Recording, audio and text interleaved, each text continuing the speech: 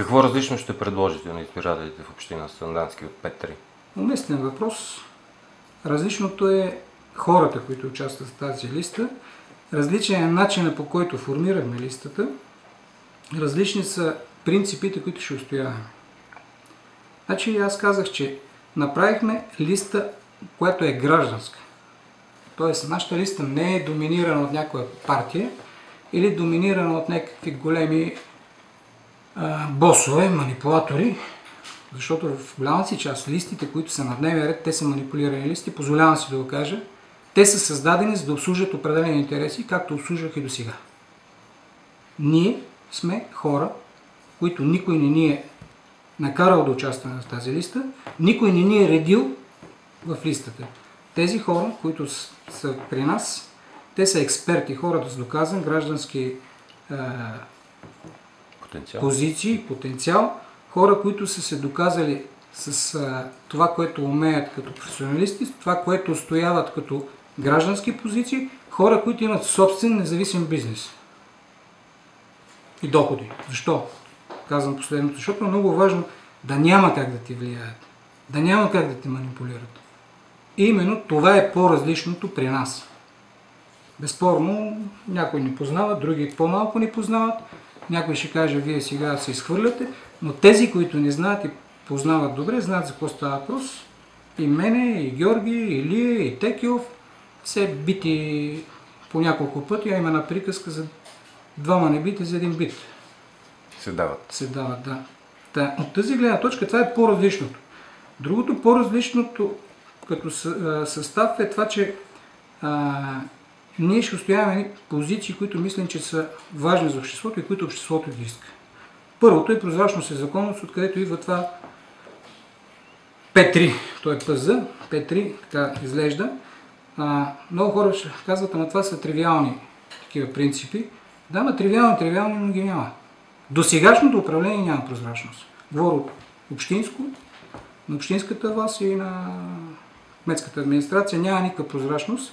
Безспорно това влияе негативно в настройките, въобще в развитието на обществото. Ще кажа защо. Много често се коментира, така е било, затова е направено. Ако ние извадим на преден план и хората знаят какво е харчено, къде е харчено, колко струва, кой го е изпълнил, всеки човек, без никой да му внушава, може да си даде преценка. Има ли закононарушение, има ли спазени принципи на обществена полезност, има ли рационализъм в това, което е направено, има ли икономическа ефективност в това, което е разходвано. Това за сега го няма. Това е нещо, което пречи. Няма как да правим разходи, защото това се случваше до сега, да правим разходи, бюджетни разходи да прави кметската администрация, които не са утвърдени от Общински съвет. Да минава годината и следващата година да прави, видите ли, прегласуване, актуализация на бюджета, което е пълен финансов правен абсурд, но те го правят, за да узаконят едно незаконно действие. Това не трябва да се случва. А за да е така, някой отвътре, време трябва да казва, вижте сега, харчат се пари за неща, за които няма решение на Общински съвет. Това е по-различното, което ще се опитаме да въведеме. Защо? Аз вярвам, че може, защото тези хора, които са в екипа, са хора с добри професионални квалификации, доста опит и хора, които могат да устояват интересите, защото за да участваш в едно управление, още повече такова, което е обществено, било на местно, регионално и национално ниво, ти трябва да можеш да имаш не само позиция, а да можеш да отстояваш тази позиция. За съжаление, до сега хората, които участваха, изначално много малка част от тях, нямаха собствена позиция. Още по-малко, пък тези, които отстояваха тази позиция, и на тази основа се позволяваше да имаме този тип на управление, който всички казват, това не искаме.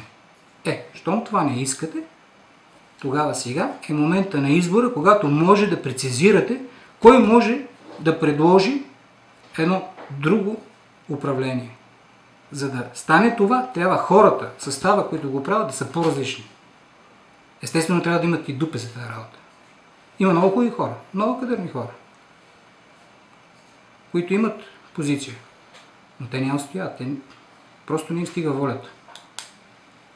Това е, което по-различно може да дадем и най-вече може да сме полезни, защото малко или много ние участваме в доста процеси на управление, като хора, които имаме обществено активен живот, говоря и първите 4 в листата, доста обществени активности, доста познание, доста контакти, просто хора, които целият им живот е преминал през призмата на обществения живот. Защото едно е да имаш добър потенциал, но да си някъде в техническата страна на живота, т.е. да си само в своята специалност, да си в своята професия или в семейството, без да имаш тази обществена нагласа, тази обществена позиция, да имаш този обществен опит да си работил. Това е неминуемо един добродетел, който може да бъде ползван в рамките на едно управление.